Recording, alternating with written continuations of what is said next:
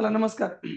Grammar course आपण बघतो आहोत आणि याच्यामध्ये आपण वेगवेगळे ग्रामरचे टॉपिक शिकतो आहोत. सध्या आपण बघतोय की वर्ब काय असतं, वर्बचे प्रकार कोणते आहेत ते आपण बघतोय. त्यामध्ये आपण काल थोडंसं बघितलं ट्रान्झिटिव्ह वर्ब आणि इनट्रान्झिटिव्ह वर्ब. कशाला म्हणतात ट्रान्झिटिव्ह आणि कशाला म्हणतात इनट्रान्झिटिव्ह, ते आपल्याला बघायचं आहे. ओके, सिंपल आहे, काय अवघड नाही त्याच्यामध्ये. जेव्हा कोणत्याही क्रियापदामध्ये शी कॉल्स हर फादर,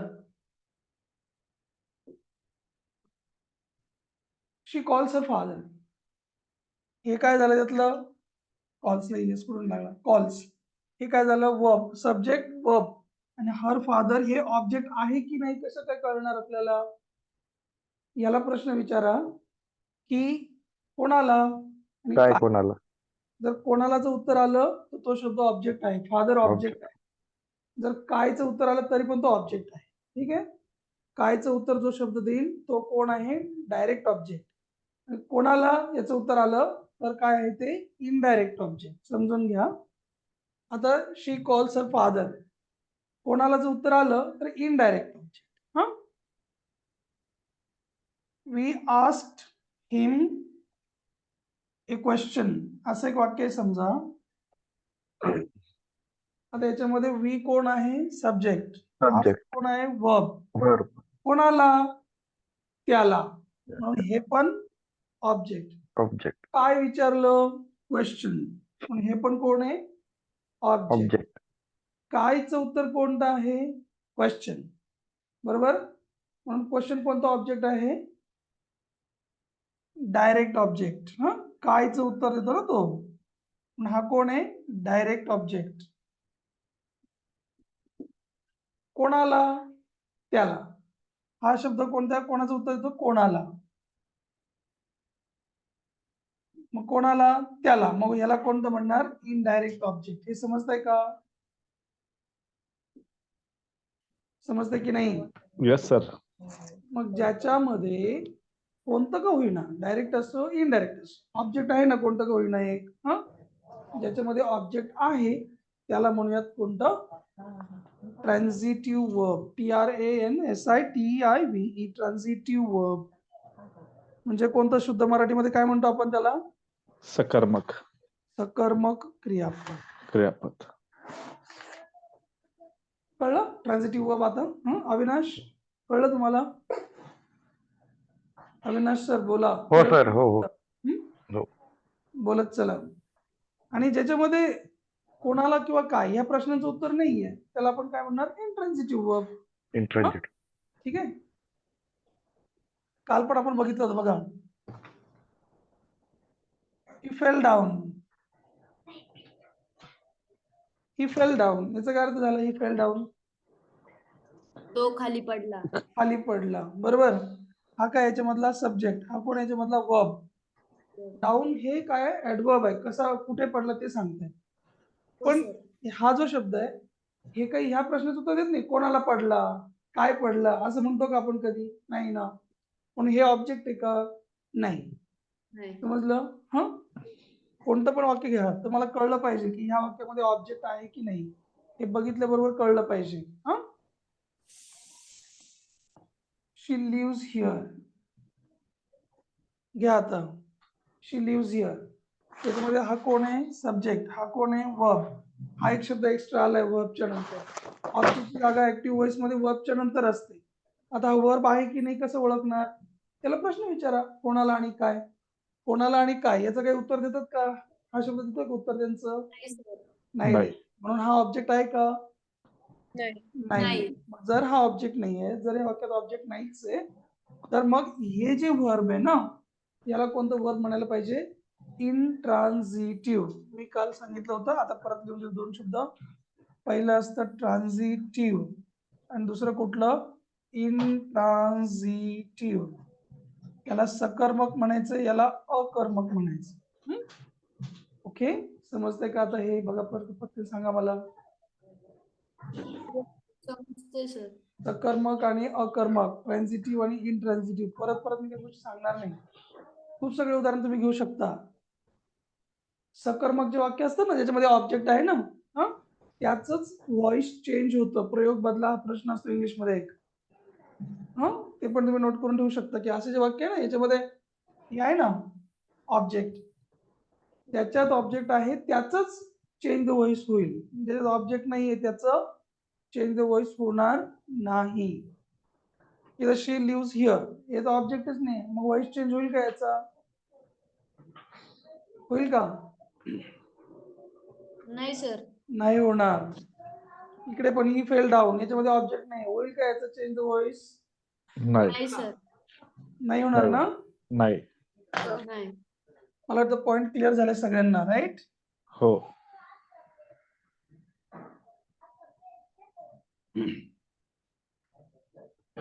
चला, वर्ब बद्दल आपण बऱ्यापैकी 2-4 गोष्टी बघितल्या. आता थोडं पुढे चला, 3 गोष्टी बघायच्या होत्या ना आपल्याला. वर्बचे 3 प्रकार. एक कोणतं? Main verb. दुसरं कोणतं? Helping verb, auxiliary verb. तिसरं sir. कोणतं? Positive verb. असे 3 वर्बचे प्रकार असतात. पहिलं कोणतं? Main verb, Main verb. जाणे येणे खाणे पिणे वगैरे वगैरे. हो. दुसरं कोणतं? Helping verb. हो.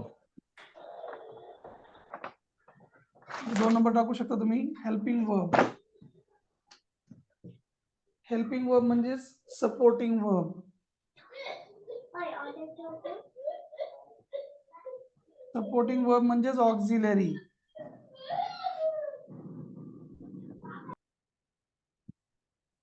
तिन्ही शब्द लिहून घ्या. समजतंय का बघा? तिघांचा अर्थ एकच होतो. हेल्पिंग वर्ब म्हणजे काय? आता वर्बला हेल्प करणारा वर्ब, हे कळलं का? वर्ब कोण आहे? तुमची ऍक्शन आहे ना, ऍक्टिव्हिटी तुमची. आपण जे काम करतो ते त्याला आपण काय म्हणतो? वर्ब. जाणे येणे खाणे पिणे त्याला मदत करतात हे, त्यांना आपण काय म्हणतो? Helping verb. काही काही ठिकाणी त्यांनाच काय म्हणतात? Supporting verb. काही काही त्यांनाच काय म्हणतात? ऑक्झिलरी वर्ब किंवा नुसते ऑक्झिलियरीज. ऑक्झिलरी बघून घाबरायचं कारण नाही. ऑक्झिलरी म्हणजे सपोर्टिंग म्हणजेच हेल्पिंग, काही काळजी करायचं काही कारण नाही. त्यांची संख्या 24 आहे. किती अवधूत? 24 सर. 24 आहेत. हो. मग इथे खालच्या लाईनला लिहून घ्या, हेल्पिंग वर्ब्स 24. त्यांची यादी करून घेऊ आपण. हेल्पिंग वर्बचं काम काय वगैरे आपण बघू. चला माझ्याप्रमाणे लिहून घ्या. Amazon, was where, does did, have has had, shall should, will would, can could, may might must.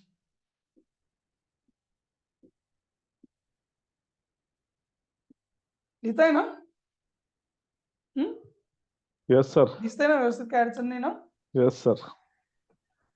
Used to, dare, sir ऑट टू पण म्हणता ना? need, ought to, हे काय सगळे आले ना?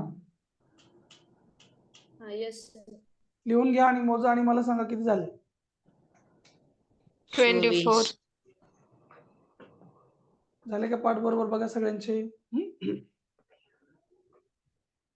एवढे हेल्पिंग वर्ब्स आहेत, त्यांच्या नावामध्येच हेल्पिंग आहे, त्यांचं कामच हेल्प करायचं आहे.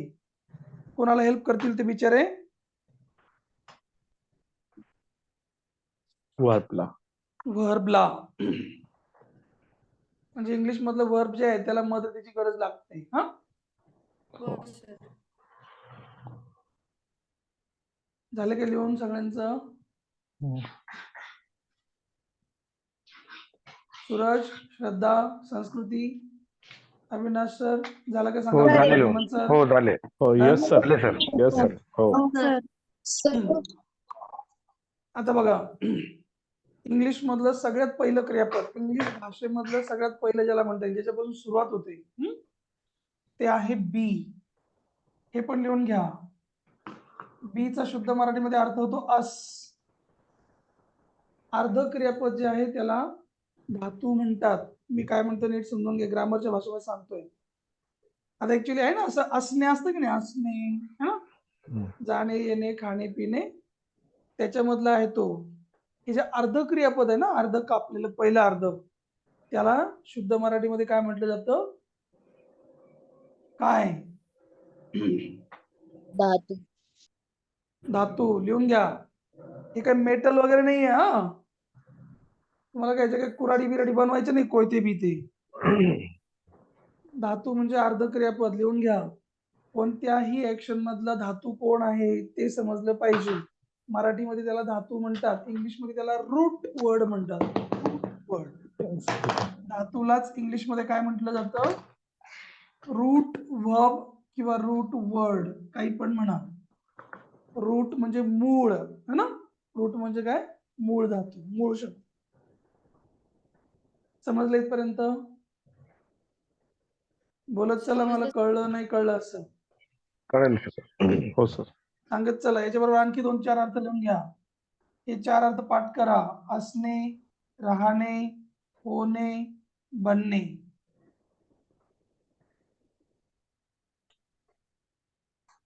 संपूर्ण इंग्लिश यांच्या भोवती फिरत राहतं.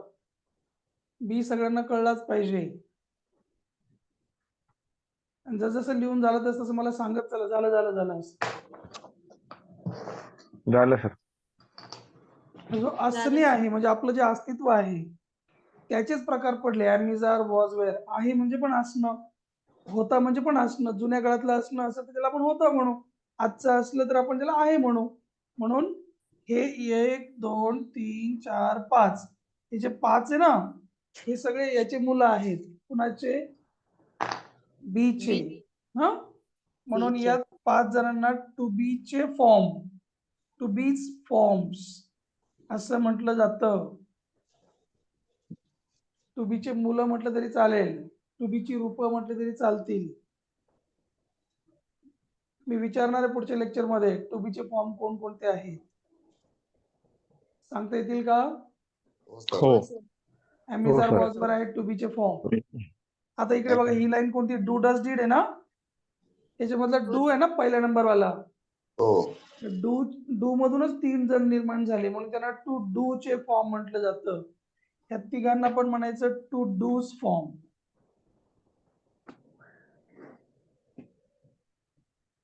कारण डू पासून डज झाला, डज पासून डू पासून डीड झाला. हा, क्लिअर? चला पुढे. हॅव हॅझार्ड मध्ये हॅव 1 नंबरला आहे ना, म्हणून या तिघांच्या पण लाईनला म्हटलं जातं हॅव चे form, to हॅव्स form.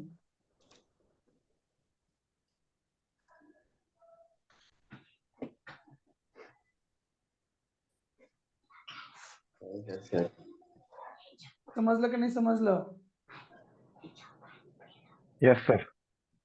Am, are, was, were यांना टू बी चे फॉर्म, डू, डज, डीड यांना टू डू चे फॉर्म, हॅव हॅज हॅड यांना हॅव चे फॉर्म. ठीक आहे. आता आपल्याकडे जेवढे पण राहिले, इथे किती? 3, हे किती? 2, हे किती? 3 आणि हे किती? 3. किती झाले सगळे मिळून एवढे? 11.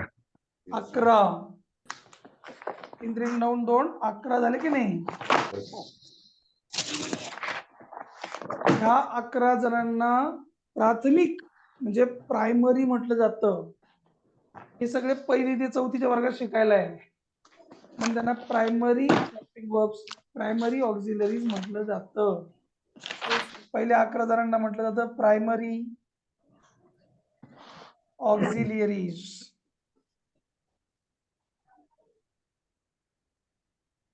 प्रायमरी म्हणजे प्राथमिक. सगळ्यांना माहित असेल ना प्रायमरी स्कूल, का नाही माहित? हो. समजतंय का मला? सांगत चला. आपण बघतोय हेल्पिंग वर्ब, याच्यामध्ये am, are, was, were, do, does, did, have has had हे जे 11 आहे ना, या सगळ्यांना मिळून काय म्हटलं जातं? प्रायमरी ऑक्झिलरीज म्हणजे प्राथमिक हेल्पिंग वर्ब म्हणजे सहाय्यकारी क्रियापद. ते मुख्य क्रियापद नाहीये, ते सहाय्यकारी क्रियापद आहेत. इथपर्यंत कळलं? सहाय्यकारी क्रियापदांचं काम काय आहे? मुख्य क्रियापदाला मदत करायचं. हे सगळे लोक 24चे 24 लोक मदत करणार आहेत. हा, समजून घ्या हे.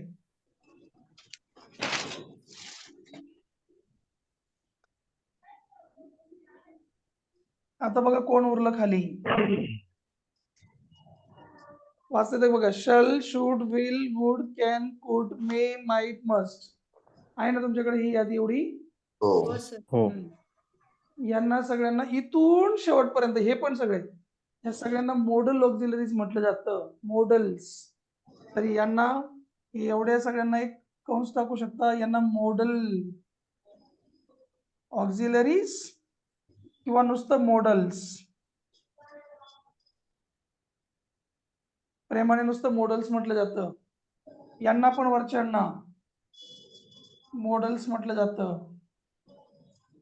तुम्हाला जे म्हणायचं ते म्हणा. एकतर म्हणा मॉडेल्स किंवा म्हणा मॉडेल ऑक्झिलरी. कळलं का नाही कळलं? हो. कळलं. हो सर.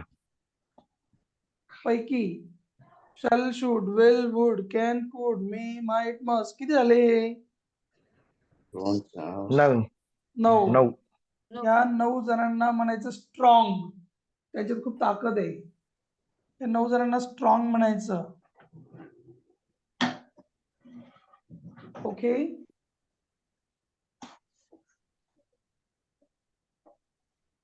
बोलत चला, सांगत चला. झालं sir? Yes sir, no sir बोलत येस चला. सर. झालं सर. यस मला सर, कळतं यस मग सर, तुम्ही लिहिताय की नाही ते. हा यस सर. बर. हे स्ट्रॉंग आणि हे जे 4 आहे ना शेवटचे यांना वीक म्हणायचं किंवा सेमी म्हणायचं. सेमी किंवा वीक. WEAK. थोडे कच्चे वाले. झालं का?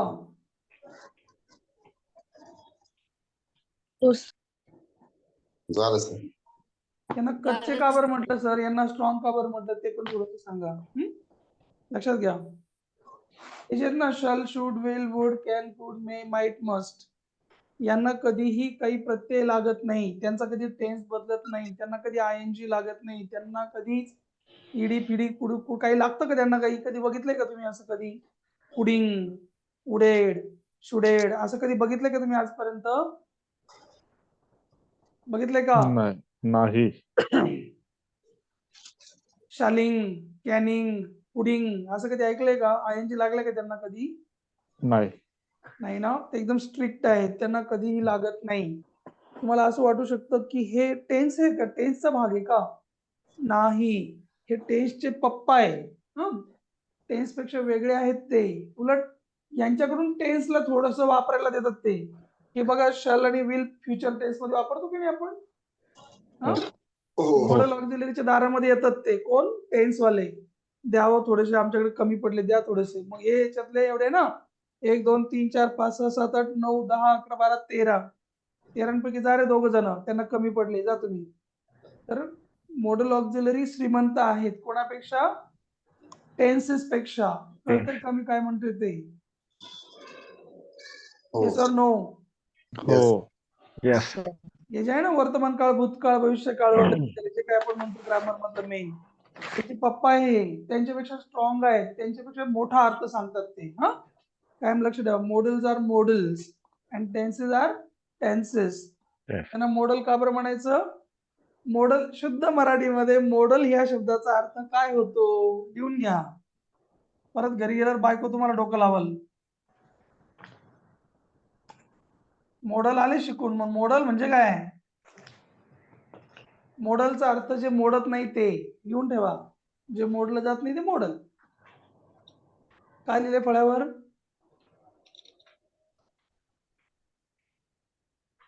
अविनाश नाही लिहिला. अविनाश अविकारी. अविकारी शब्द लिहून ठेवा. लिहिलं की सांगा मला.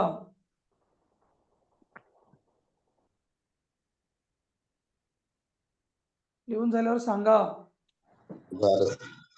काय लिहिलं?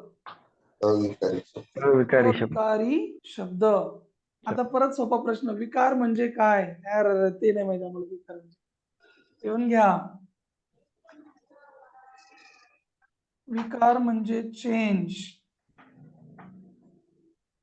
अविकारी म्हणजे ज्याचं चेंज होणार नाही. अविकारी म्हणजे जे बदललं जाणार नाही. समजतंय का नाही समजतंय? मला सांगा फटाफट. हो येस सर. सर. हे कधीही चेंज होत नाही. त्यांचा कधी टेन्स बदलत नाही. म्हणून त्यांना म्हटलं जातं त्यांना काही प्रत्यय लागत नाही. म्हणून त्यांना अविकारी शब्द म्हणजेच मॉडेल्स म्हटलं जातं. ऑक्झिलरी म्हणजे हेल्पिंग वर्ब, मॉडेल म्हणजे अविकारी सहाय्यकारी क्रियापद आहे. हा, यांना म्हणतात. यांना का बरं वीक म्हणतात? कारण यांच्यातले कधी कधी ना त्यांच्या पार्टीत जातात, दल बदलू आहे, मधून मधून त्यांचा स्वार्थ वगैरे बघून हळूच पार्टी चेंज करून घेतात. कधी कधी क्रियापद हे म्हणतात टेन्स चेंज करून घेतात.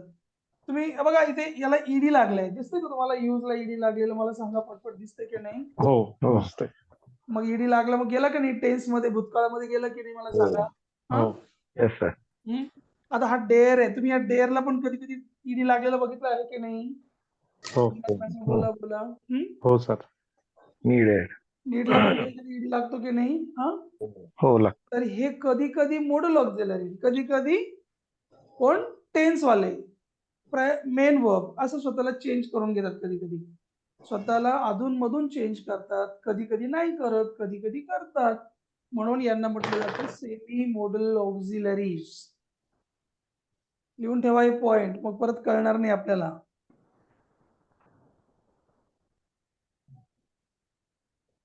याला हेच का बरं म्हणतात, त्याला तेच का बरं म्हणतात, सगळं सांगता आलं पाहिजे आपल्याला. हे ठेवा म्यूट. हे ऑट टू चेंज होत नाही. हो, ऑट टू हा बऱ्याच वेळेला चेंज होत नाही, परंतु तो शूड सारखा वापरतात म्हणून त्याला पण वीक म्हणतात. हा, त्यांचे कधी कधी दोघं वरती जे आहेत ना मॉडेल ऑक्झिलरी, त्यांच्यामध्ये घुसतात कधी कधी ते. ओके, ठीक आहे रोहिणी ताई. हो चला एक शॉर्ट मध्ये सगळ्यांचा अर्थ समजून घेऊयात. हा, चालेल? हो. येस नो बोलत चला, म्हणजे मला कळतं तुम्हाला कळतंय की नाही ते. हा, येस सर. चला फटाफट. ॲमिझार म्हणजे काय सांगा? To be form. नाही, याला म्हणायचं आहे. लिहून घेताय?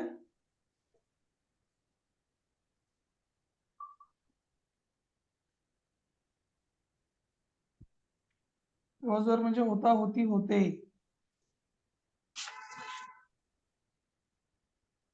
तुम्ही लिहिताय का मला सांगा, म्हणजे मला कळेल. थांबायला तेवढं.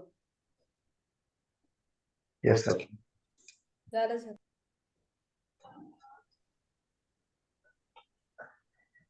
Do does did. याचा अर्थ होतो तो, ते, तात. हा?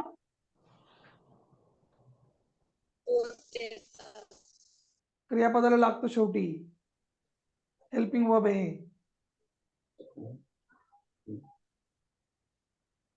नंतर डीड, क्रियापदाला शेवटी ल लागतो, ल. एक वेळा ल लागणार, गेलो, सांगितलं, म्हटलं, विचारलं असं लागेल. हा, आपण म्हणतो की नाही, सांगितलं, विचारलं, ऐकलं. हा, हो सर. हॅव हॅज यांचा पण अर्थ आहेच आहे. ॲमिझार आणि हॅव हॅज एकच.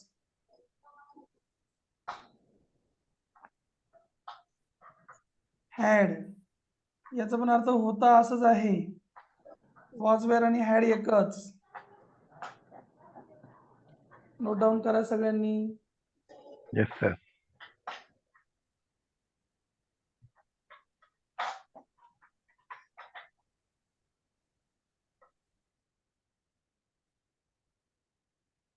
झालं? Yes sir. ॲमिझार झालं, वॉज वेअर झालं, do does did, have has had. पुढे शल विल, चल. करेल है ना, करेल.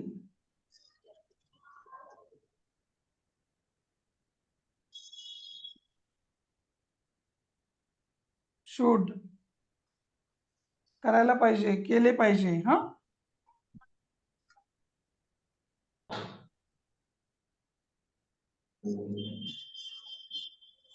शुड म्हणजे काय? करायला पाहिजे. करायला पाहिजे. आपण म्हणतो की नाही, तू जायला पाहिजे, तू यायला पाहिजे. हा, केलं शल, शुड, पाहिजे. वेल, वुड केले असते. कधी कधी याचा अर्थ होतो करायचो. कधी कधी भविष्यकाळासारखं पण वापरता येणार करेल. पुढचे अर्थ लिहून घ्या. सर एक प्रश्न विचारायचा होता. हो मग विचारा ना प्लीज. बऱ्याचदा अँकर जो असतो तर तो अँकर एखाद्या गेस्टला बोलवताना I would like to call so and so, मग आता इथं हे कसं मिनिंग हा लावायचं? मग पुढचा अर्थ तिथं हा असतो, मला आवडेल असं. ओके. आय वुड लाईक म्हणजे मला आवडेल असं त्याला ओके. म्हणायचं. हा. I would like to call म्हणजे याचा अर्थ मला यांना बोलवायला आवडेल व्यासपीठावर. ओके. ओके. हो. I would like to introduce myself म्हणजे मला स्वतःला इंट्रोड्यूस करायला आवडेल असं. ओके. शल शुड अजून विल एक वुड विचारायचं. कॅन कुड घेऊन टाका. कॅन म्हणजे काय, करू शकतो.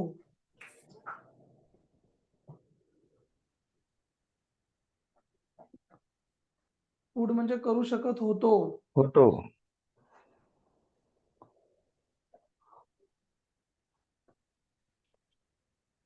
किंवा करू शकलो.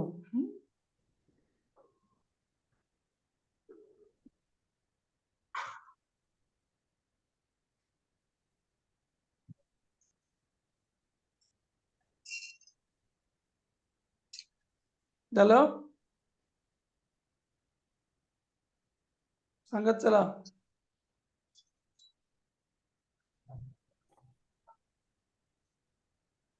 झालं सर.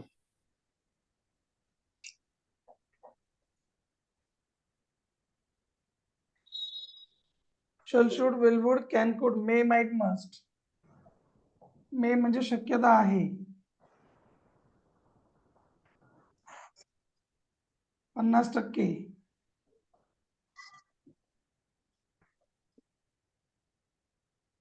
कधी कधी मेचा अर्थ परवानगी देणे असा पण होतो.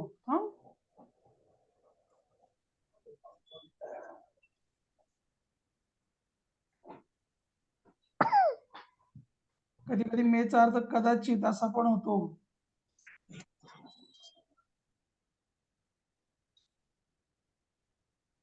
डन. Yes sir. बरोबर बरोबर बरोबर बरोबर.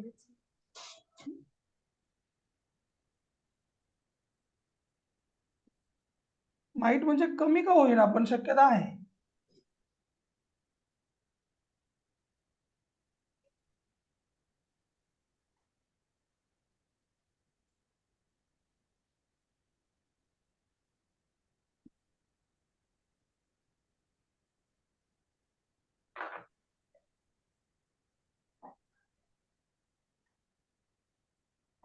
झालं.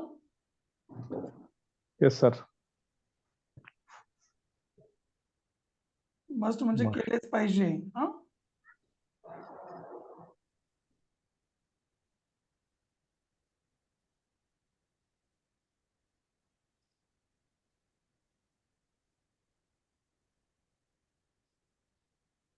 तर याच्यात मग शूड आणि मस्ट मध्ये काय फरक आहे?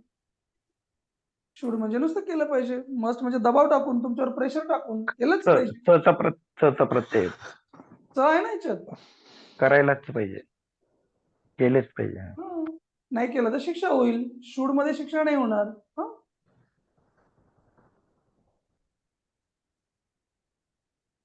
यूज टू म्हणजे करायचो तेव्हा.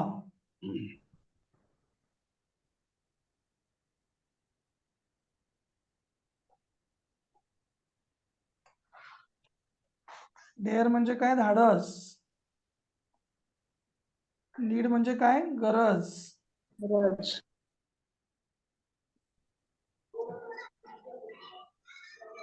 आणि ऑट टू म्हणजे परत एकदा केलं पाहिजे.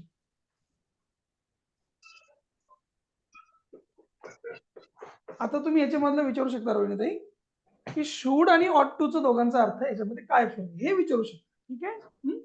हा. शूड आणि मस्ट याच्यामध्ये एकदम सिंपल फरक लगेच कळतं आपल्याला. शूड म्हणजे तू केलं पाहिजे, मस्ट म्हणजे केलंच पाहिजे. ठीक आहे. समजलं. दम देऊन कार्यक्रम आहे मस्ट म्हणजे.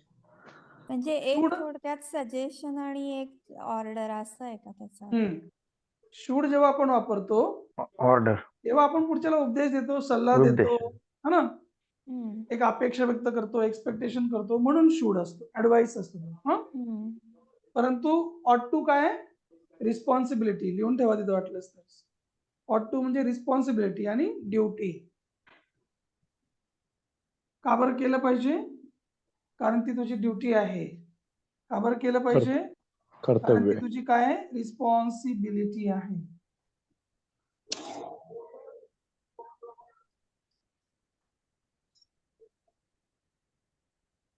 झालं का सांगा?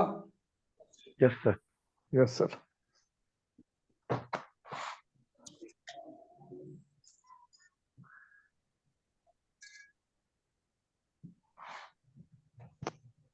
हे सगळे एकदा परत लिहूयात. हेल्पिंग वर्ब्सला त्या प्रत्येकाचे काही काही फंक्शन्स वगैरे असतात ते आपण पुढे बघणार आहोत, परंतु बघू चला. आता आलंय तर बघूनच घेऊ त्यांचं, हा जे काय असेल ते. बघा फर्स्ट आता एम्बिजार म्हणजे आहे, याच्याबद्दल काही कोणाला काही हे नाही, हा परंतु तरी पण शॉर्टकट मध्ये समजून घ्या. आहे म्हणण्यासाठी तुमच्याकडे इतके सगळे शब्द आहेत. एक कोण आहे? एम्बिजार. आणि एक कोण आहे? Have has. हे सगळे आहेत, ठीक आहे. परंतु एम्बिजार जेव्हा म्हटलं तेव्हा त्याचा अर्थ होतो मी स्वतः आहे. हे कळलं का? हो. मी स्वतः आहे म्हणजे एम्बिजार. हा आणि हॅव्हॅज म्हणजे टिंब कडे आहे. आता इथे हेल्पिंग वर्ब म्हणून फक्त एवढं घ्या, नुसतं आहे घेऊन टाका. हॅव्हॅज म्हणजे नुसतं आहे. हा स्वतः आहे. हेल्पिंग वर्ब हा स्वतः आहे आणि हा नुसतं फक्त आहे. हॅव्हॅज म्हणजे फक्त आहे. हा इथे एक स्टार करून लिहून ठेवा. क्रियापदाचे तिसरं रूप जे आहे V3 त्याच्या अगोदर वापरतात यांना. हा च्या पूर्वी येतात.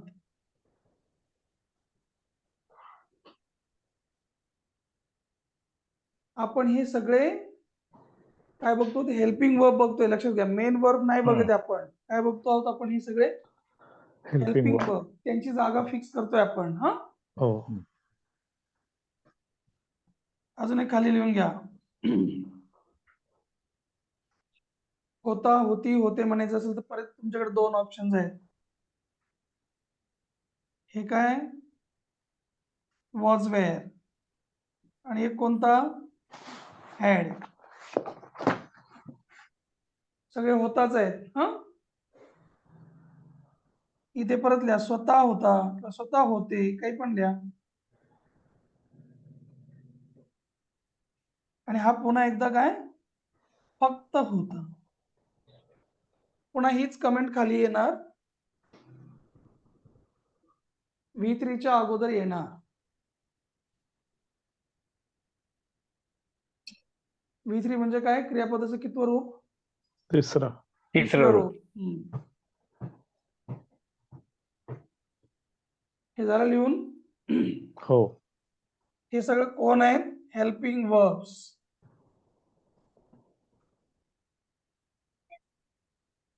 आपण त्यांना हेल्पिंग वर्ब का बरं म्हणतो? त्यांच्या उजव्या बाजूला ऍक्शन असते म्हणून. लिहा मग पॉइंट. हेल्पिंग वर्बच्या उजव्या बाजूला नेहमी वर्ब असते, मेन वर्ब. लिहा आणि मला सांगा लिहिलं का?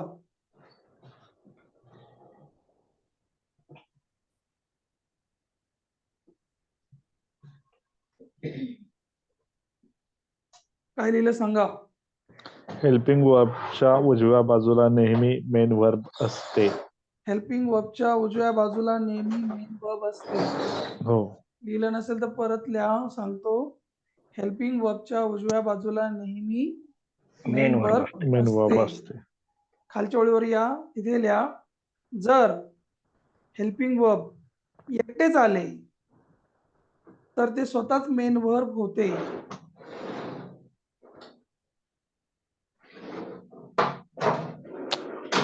काय लिहिलं मला सांगा?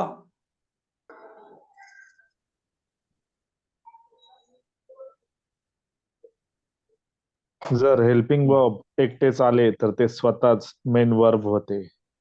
ग्रेट, खूप छान. हेल्पिंग वर्ब स्वतः एकटेच आले वाक्यात तर ते हेल्पिंग वर्ब राहत नाही. ते कोण होणार? Main verb. Main verb main होणार. वर्ब. फार महत्वाचा पॉइंट आहे हा. याच्यामुळेच ग्रामर येत नाही भरपूर लोकांना. हेल्पिंग वर्ब काय आहे, मेन वर्ब काय आहे ते पहिल्यांदा समजून घ्या. हा, याला पुसू का? Yes. हो सर. कोणतं पण वाक्य घ्या, इंग्लिश मधलं कोणतंही वाक्य घ्या, त्याच्यामध्ये एक सब्जेक्ट असतो, नंतर त्याच्यानंतर हेल्पिंग वर्ब असतो आणि मग वर्ब असतो. हा, बघा,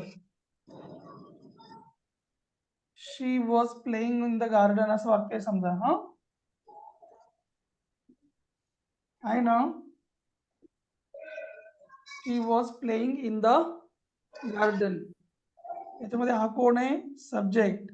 सब्जेक्ट. कोण आहे, हेल्पिंग वर्ब. Helping verb. हा कोण आहे याच्यातला, मेन वर्ब. Main verb. हे कळलं का हो सर. अविनाश, कळतं तुम्हाला? हो सर. हो सर. आता मी काय म्हटलं ते समजून घ्या. जर हे वाक्य असं असतं, she was good, she was good, आता याच्यामध्ये पण वॉज आला की नाही, हो. पण त्याला हेल्पिंग वर्ब हो, नाही sir. म्हणायचं. आता ह्याला काय म्हणायचं, मेन वर्ब. Yes sir. का बरं? कारण की चालेल. हेल्पिंग वर्ब हे एकटेच आले. करेक्ट, कारण ते एकटंच आलंय. हा हो. फार महत्वाचा मुद्दा आहे. रोहिणीताई, तुम्हाला समजतंय मी काय म्हणतोय ते? हो हो समज. जेव्हा त्याच्या उजव्या बाजूला ऍक्शन असेल तेव्हाच ते हेल्पिंग वर्ब. एकटं झालं तर ते मेन वर्ब. Main verb. तयार करून ठेवा, या गोष्टीला तुम्हाला नंतर अडचण येईल. मी परत परत सांगतो.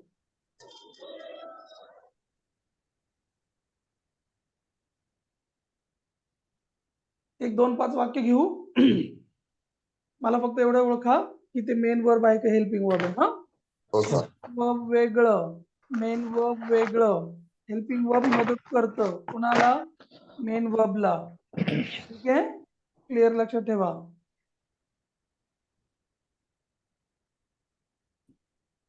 सांगा, एम कोण आहे?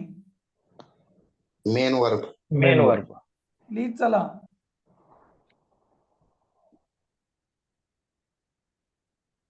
I was reading a book. Watch कोण आहे? Helping verb. Helping verb.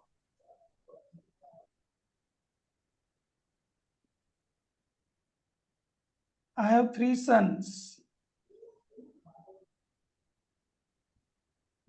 Main verb. Have कोण आहे? Main verb. Main verb.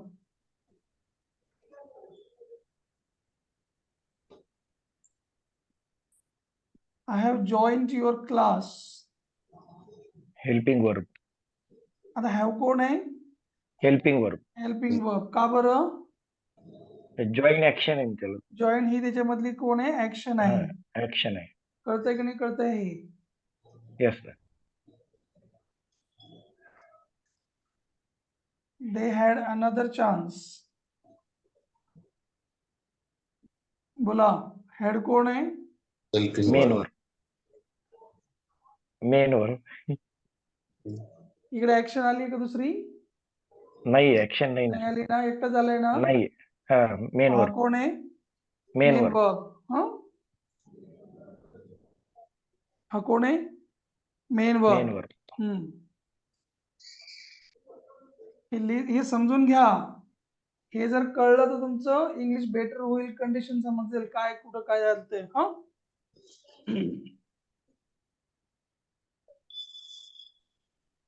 They had helped me. Helping verb. आता हॅड कोण आहे? Helping verb. Helping verb. रोहिणीताई समजतंय का? हो समज. खास करून am are was were do does did, इथे तुमची गफलत होऊ शकते. तिथं कळलं पाहिजे आपल्याला हे. हा, आय डू इट. हा कोण आहे? Main verb. Main verb.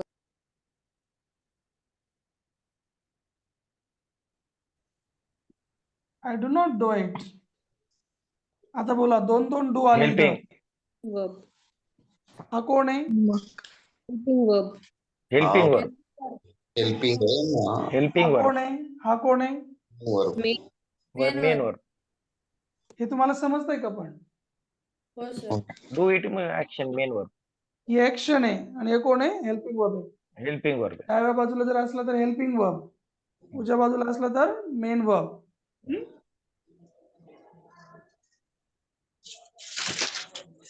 She did that. सांगा Main did verb. कोण आहे? Main verb. Helping verb. हम्म? मेन वर्ब आहे sir. Main verb. Main verb. सगळ्यांनी बोला, मला ऐकू दे बाकीच्यांचं काय म्हणणं आहे. मेन वर्ब आहे सर. मेन वर्ब आहे. Action main verb. Main verb. Shraddha बोला. It that. का बरं मेन वर्ब आहे? Action that is action. She did not go. आता परत did आला. कोण आहे आता हा? Helping verb. का बरं हेल्पिंग वर्ब आहे? गो इज ऍक्शन. गो पण आलेले आहे. गो ही काय त्यातली मेन ऍक्शन. Main action. अजून एक घेतो चला. He does everything. हा कोण आहे? Main verb. Main verb.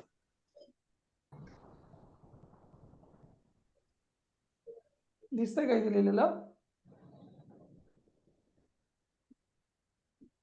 He does not come. इथे पण डज आता बोला. Helping verb. Helping verb. Verb. शाबास. मला वाटतं पॉइंट बऱ्यापैकी कळलाय सगळ्यांना ना? Yes sir. स्क्रीनशॉट घ्यायचं असेल तर घेऊन टाका किंवा घेऊन झाला असेल तर बेटरच आहे, चांगली गोष्ट आहे. हं? पुसू का? हो. हो.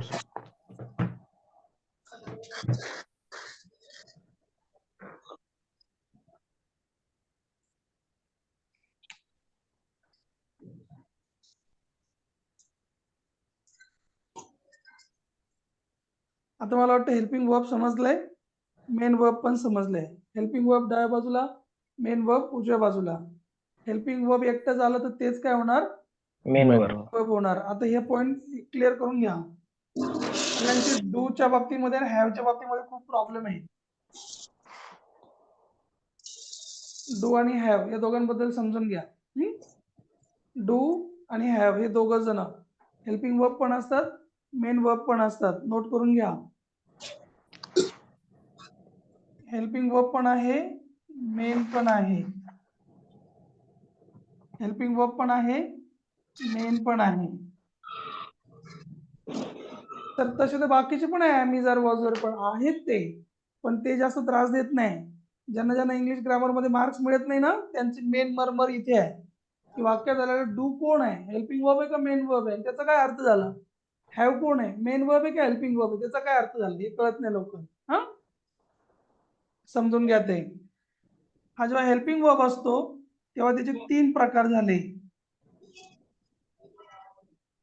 Do, does, did. हे कळलं का?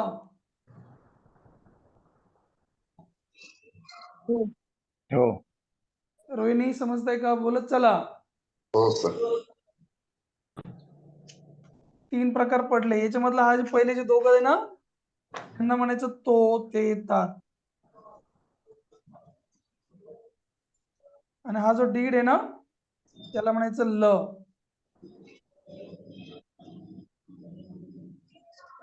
ओके. Okay sir. ओके. हा जो मेन वर्ब आहे याचे 5 टाइप्स असणार, 5 सब टॉपिक्स. फॉर्म ज्याला म्हणतो आपण. हा, टाइपच्या ऐवजी इथे फॉर्म लिहा, सोपं जाईल.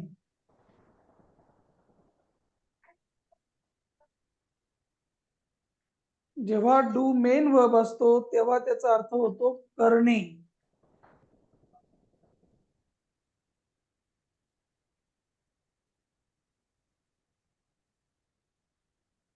समजतंय का?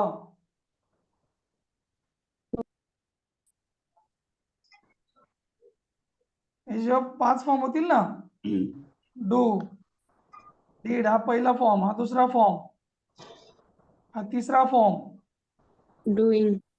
चौथा फॉर्म, पाचवा फॉर्म असे 5 प्रकार पडतील. सगळ्यांनी नोट करा हे पॉइंट्स.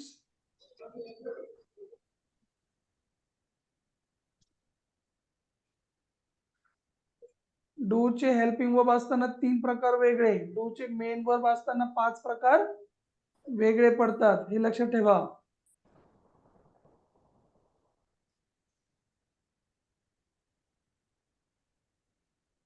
झालं? हो सर. आता बघा इथं पहिलं फॉर्म आहे ना करतो, दुसरं केलं, केलेलं, करत आणि करतो, असे याचे 5 भाग होतील, 5 अर्थ. हा मी त्या दिवशी लिहून दिलं होतं ना, पहिल्या फॉर्म मध्ये काय, दुसऱ्या फॉर्म मध्ये काय, तिसऱ्या फॉर्म मध्ये काय. हा हो. इकडे या. हॅवचं पण सेम टू सेम. हॅव जेव्हा हेल्पिंग वर्ब असणार, हॅव हेल्पिंग वर्ब हे कशावरून कळलं आपल्याला, सांगा. ऍक्शनच्या अगोदर असेल तर डाव्या बाजूला. करेक्ट. ते पण तिसऱ्या फॉर्मच्या अगोदर येणार ते. हा हो मग इथे आपण आता ना V3 च्या अगोदर येतो हेल्पिंग हो वर्ब. वित्रीच्या अगोदर. याचे 3 भाग पडले, एक हॅव, एक हॅज आणि एक हॅड. बरोबर. या दोघांचा अर्थ काय आहे आणि याचा अर्थ काय होता. डन. Yes. हा जेव्हा मेन वर्ब असतो, हॅव कधी कधी मेन वर्ब पण आपण बघितलं ना, I have 3 sons, I have 4 sons.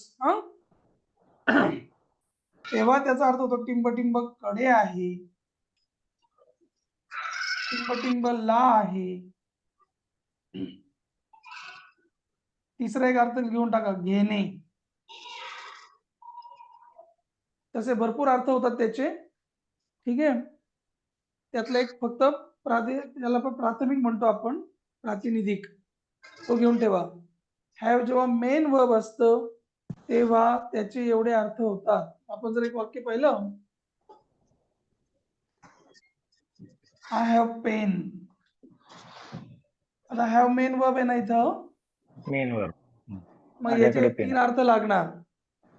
माझ्याकडे पेन आहे, मला पेन आहे, किंवा मी पेन घेतो, असे 3 पण अर्थ लागू होणार याला. म्हटलं का नाही कळलं? हो सर. Yes sir. याचे पण 5 फॉर्म पडायला पाहिजे. मग जर हा मेन वर्ब आहे तर कोणी पण मेन वर्ब असला त्याचे 5 फॉर्म पडणारच. हा याचे 5 फॉर्म कोण आहे? पहिला फॉर्म हॅव, दुसरा हॅड, तिसरा पण हॅड, चौथा हॅविंग आणि 5वा हॅज.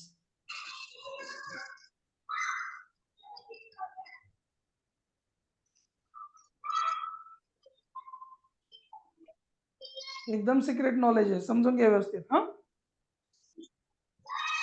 त्याच्यावर काम करा. उद्याला आपण वाटलंच तर हे सगळ्यांचे एक वाक्य बघू वाटलंच तर. हा ठीक आहे, हो सर. जास्त कळेल तुम्हाला व्यवस्थित. परंतु याला वेटेज द्या, स्क्रीनशॉट घ्या, अभ्यास करा, पाठ करा. डन. डन. चला थांबू आपण इथे आज. उद्याला आपण परत जॉईन होऊयात आणि यांच्याबद्दल काय काय माहिती घेता येईल ते बघू आपण. हा ओके. डॉट वेळेवर येत चला सगळेजण, म्हणजे आपल्याला डॉट सुरू करता येईल. हा ठीक आहे. Okay sir. बाय. चला good night, take care, bye.